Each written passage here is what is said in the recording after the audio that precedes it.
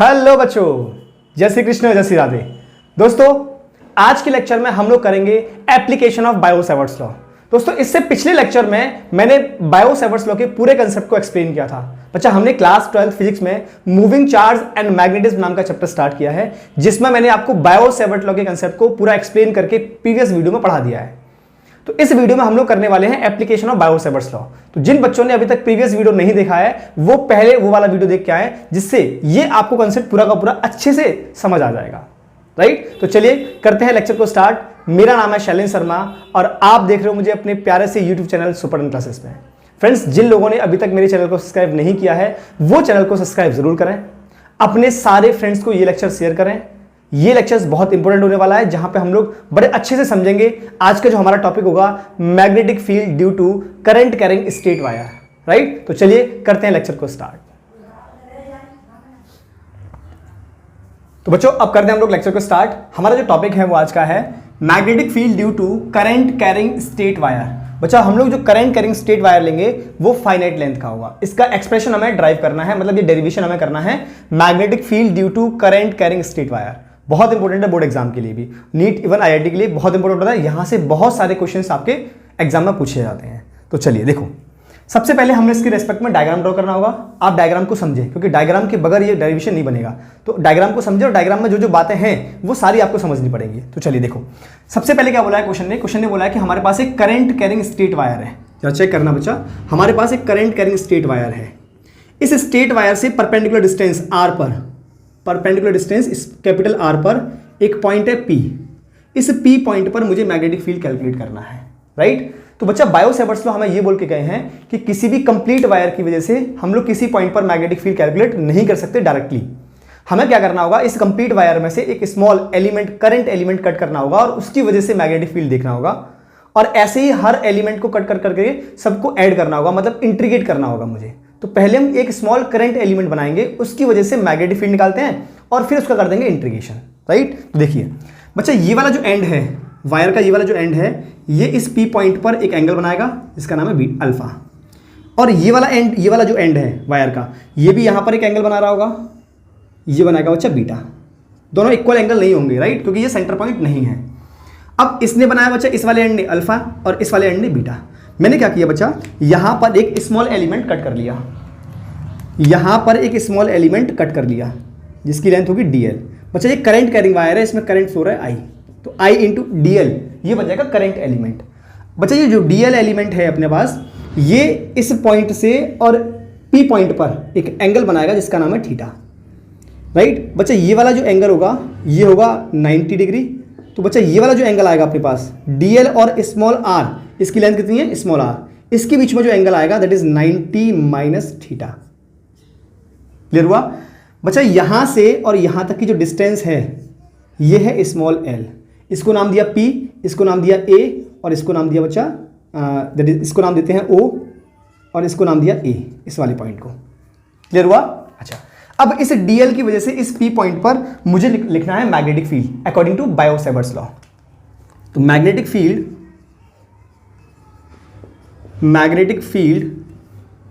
Eight point P due to small current element, due to small current element, है ना? कितना होगा, dB is equal to mu naught upon 4 pi into I D L into sine theta. अब बच्चा कि theta की जगह कितना आएगा, थीटा आर और डीएल के बीच में कितना है 90 minus theta, so it is 90 minus theta divide by R square. तो बच्चा, ये बन गया dB is equal to mu naught upon 4 pi into I D L और sine 90 minus theta, it is a cos theta divide by R square. ये हमारे पास आ गया small current element की वजह से पी पॉइंट पर मैग्नेटिक फील्ड। क्लियर हुआ? लेकिन बच्चा, हमें कैलकुलेट करना है कंप्लीट वायर की वजह से। किसकी वजह से? कंप्लीट वायर की वजह से। तो जरा चेक करना, magnetic field due to complete wire, due to complete wire. तो बच्चा, कंप्लीट वायर की वजह से क्या करेंगे अपन, इस स्मॉल एलिमेंट की वजह से हमने निकाला है, इसको इंटीग्रेट कर देंगे, इसको इंटीग्रेट कर देंगे। तो B is equal to integration of dB। अब इंटीग्रेट कहां से कहां तक करना होगा बच्चा, इस वाले एंड से इस वाले एंड तक मुझे मैग्नेटिक फील्ड कैलकुलेट करना है। तो इसका मतलब यहां वाले एंड से इस वाले एंड तक मुझे इसको इंटीग्रेट करना होगा। तो बच्चा ये वाला एंड बीटा एंगल बना रहा है, ये वाला एंड अल्फा एंगल बना रहा है, मतलब मुझे बीटा से अल्फा एंगल तक इसको इंटीग्रेट करना होगा। लेकिन बच्चा ये बीटा एंगल है ये फोर्थ क्वाड्रेंट में है, ये इस परपेंडिकुलर डिस्टेंस के नीचे है ना, तो नीचे वाला एंगल नेगेटिव और ऊपर वाला एंगल पॉजिटिव। तो मतलब मुझे माइनस बीटा से प्लस अल्फा तक इसको इंटीग्रेट करना होगा। डीवी की वैल्यू हमारे पास है, पुट करें इसको। So B is equal to integration of minus के beta to alpha mu naught upon 4 pi into I D L cos theta upon R square. मुझे इसको बच्चा इंटीग्रेट करना है। लेकिन अब बच्चा जब इंटीग्रेट हम लोग करेंगे तो इंटीग्रेट मुझे करना है माइनस बीटा से अल्फा, मतलब मुझे इंटीग्रेट करना है इसको थीटा के रेस्पेक्ट में। लेकिन बच्चा यहाँ पे कहीं डी थीटा नहीं है, यहाँ पे डी एल है केवल। तो इस डी एल को पहले मुझे कन्वर्ट करना पड़ेगा डी थीटा में, क्योंकि जो क्वेश्चन में हमें गिवन होता है, जो इस डेरिवेशन में हमें गिवन होता है, वही केवल एक्सप्रेशन में आएगा। जो हम अपनी तरफ से लेट करते हैं उसको हमें एक्सप्रेशन से रिमूव करना होता है। मतलब यहाँ पे L, D L, small R, ये हमने अपनी तरफ से लेट किया है, इसको हमें रिमूव करना होगा। केवल हमारे एक्सप्रेशन में आर और आई, ये आएगा आर और आई, और ये अल्फा और बीटा, केवल ये आएंगे एक्सप्रेशन में। मतलब मुझे थीटा को मुझे रिमूव करना होगा। इसका मतलब मुझे डीएल और आर को रिमूव करना है। तो बच्चा डीएल और आर को अगर रिमूव करना है तो हम इस ट्राइंगल का यूज करते हैं। जरा चेक करना, इन ट्राइंगल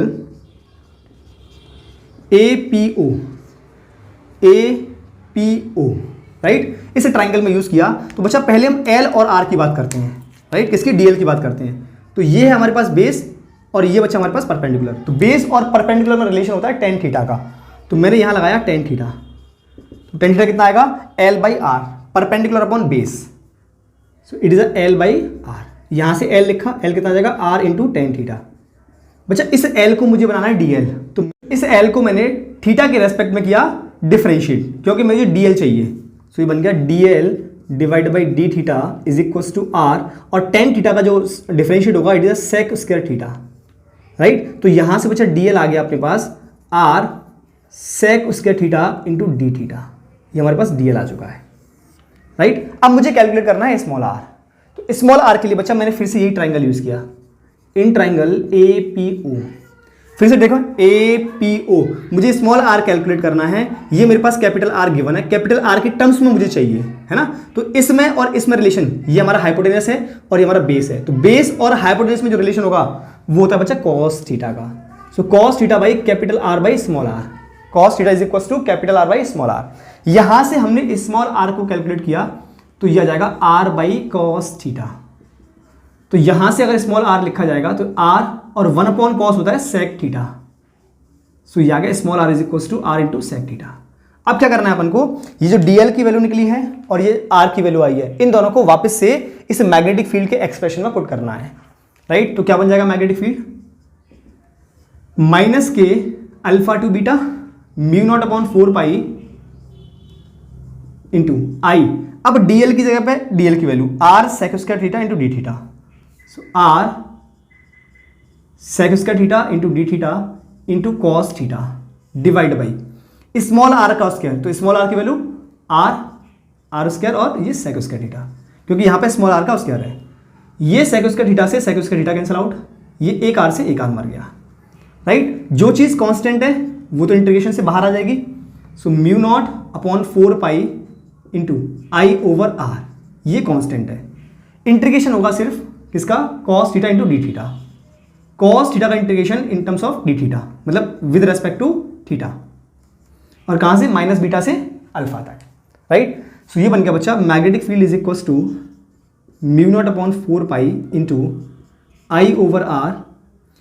कॉस थीटा का जो इंटीग्रेशन है it is a sine theta. कहां से कहां तक करना है, minus beta to alpha. I hope इतना समझ आ गया होगा आपको। तो b इज इक्वल टू, अब क्या करना है, अब तो सिंपल है, लिमिट पुट करो, upper limit minus lower limit. तो b is equal to mu naught upon 4 pi into I over R. Upper limit रखो तो साइन अल्फा माइनस, लेकिन बच्चा ये माइनस का बीटा है, तो माइनस का बीटा जब रखेंगे तो माइनस के साइन बीटा हो जाएगा, और माइनस एक ऑलरेडी है तो हो जाएगा प्लस, प्लस के साइन बीटा, प्लस के साइन बीटा। तो ये हमारे पास आ गया कंप्लीट मैग्नेटिक फील्ड, ये हमारे पास आ चुका है complete magnetic field due to current carrying wire, है ना, due to current carrying straight wire. This is a complete magnetic field.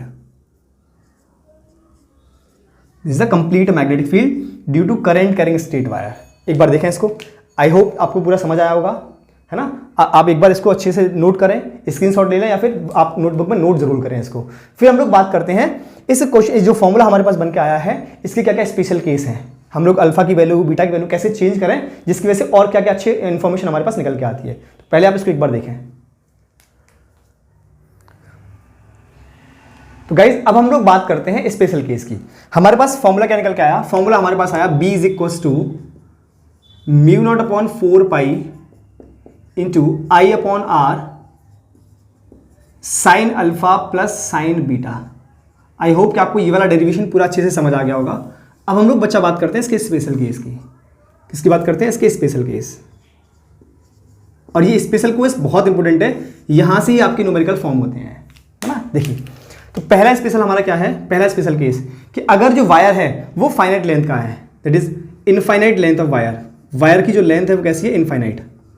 यहां तो वायर हमने फाइनाइट यूज किया है, लेकिन अगर हमारे पास जो वायर होता वो इनफाइनाइट लेंथ का होता, इनफाइनाइट लेंथ ऑफ वायर। या फिर इसी बात को हम लोग ये कहें कि जो हमारा पी पॉइंट था वो वायर के सेंटर से होता। कहां से, सेंटर से, मतलब point P is near to centre of wire, centre of wire, right. मतलब ये जो वायर है ये या तो इनफाइनाइट लेंथ का होता, ऐसे बनाते हैं अपन यहां पे डायग्राम, वायर जो था वो इनफाइनाइट लेंथ का है ना। या फिर जो पॉइंट पी है वो सेंटर में होता, पॉइंट पी कहां पे होता, सेंटर में। तो अगर पॉइंट पी बच्चा सेंटर में होगा, ये वायर इनफाइनाइट लेंथ का होगा, तो यहां पे जो अल्फा और बीटा जो एंगल बनेंगे वो दोनों के दोनों 90-90 बनेंगे। कितने बनेंगे, मतलब अल्फा एंगल भी आपका 90 होगा और बच्चा बीटा एंगल भी आपका 90 होगा। क्योंकि ये जो यहाँ इस वाले एंड से जो एंगल बन रहा था, ये एंगल ऐसे से करते जाएगा और ऐसे करते जाएगा, तो एक कंडीशन ऐसी आएगी कि ये बिल्कुल 90 एंगल बना लेगा। कैसा बनाएगा, 90 एंगल। तो इस केस में अल्फा और बीटा एंगल दोनों कैसे होंगे, 90 वाले। तो अब अल्फा की वैल्यू भी 90 रखो और बीटा की वैल्यू भी 90 पुट करो, मतलब ये बन जाएगा B is equal to mu naught upon 4 pi into I over R. अब अगर मैंने साइन 90 रखा यहाँ पर और प्लस के यहाँ पर साइन बीटा की जगह भी 90 पुट किया, तो बच्चा साइन 90 जो होता है वो होता है 1, तो ये भी 1 हो गया, ये वाली वैल्यू भी 1 हो गई और ये वाली वैल्यू भी 1 हो गई, और 1 और 1 कितना हो गया, 2।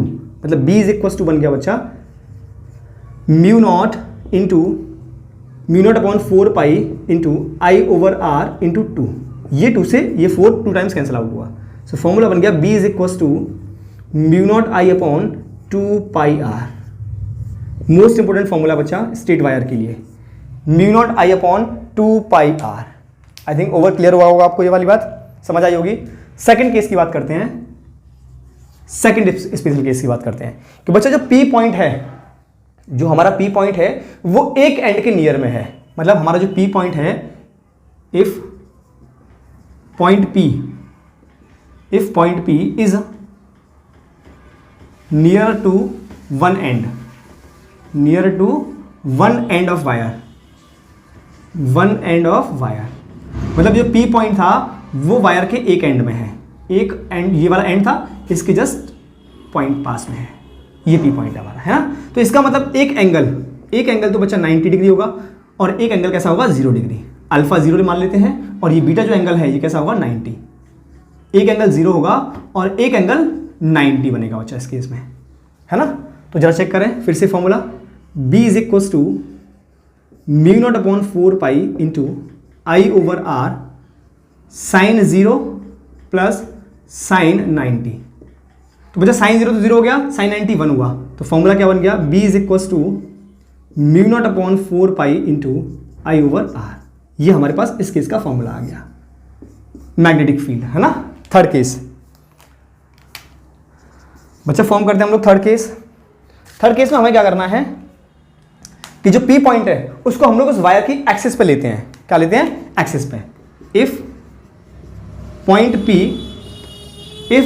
P on the axis of the wire, on the axis of wire, उस वायर की एक्सिस पे हमारा पॉइंट पी है, उस वायर की एक्सिस पे हमारा पॉइंट पी है ना। वायर की एक्सिस ये वाली है और इसी पे कहीं यहां पर हमारा पॉइंट पी है, ये पॉइंट पी है।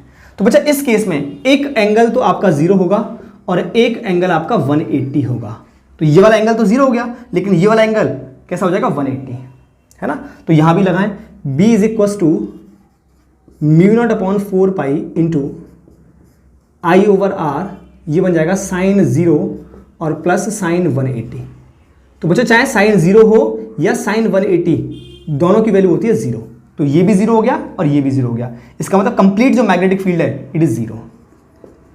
तो बच्चा ये बात मुझे समझ आ गई कि अगर हमारे पास एक वायर है और वायर की एक्सिस पे कोई पॉइंट है और वहां मुझसे मैग्नेटिक फील्ड पूछा है तो वो होगा 0। मतलब वायर की एक्सिस पे जो मैग्नेटिक फील्ड है इट इज 0। आई होप कि आपको ये सारी बातें अच्छे से समझ आई होंगी। एक बार इसको नोट करें, इसका स्क्रीनशॉट लें आप जरा। तो दोस्तों उम्मीद करते हैं कि आज का लेक्चर आपको अच्छे से समझ आया होगा। फिर भी अगर किसी का कोई डाउट बचता है तो मुझे कमेंट बॉक्स में जरूर कमेंट करें। मिलते हैं ऐसे ही बेहतरीन क्वेश्चनों के साथ में, ऐसे ही बेहतरीन कंसेप्ट के साथ में नेक्स्ट वीडियो में। टिल देन जय श्री कृष्ण, जय श्री राधे। दोस्तों लेक्चर को शेयर करना ना भूलें। जिन लोगों ने अभी तक चैनल को सब्सक्राइब नहीं किया है वो चैनल को सब्सक्राइब करके लाइक बटन को जरूर प्रेस करें। चलिए मिलते हैं नेक्स्ट वीडियो में।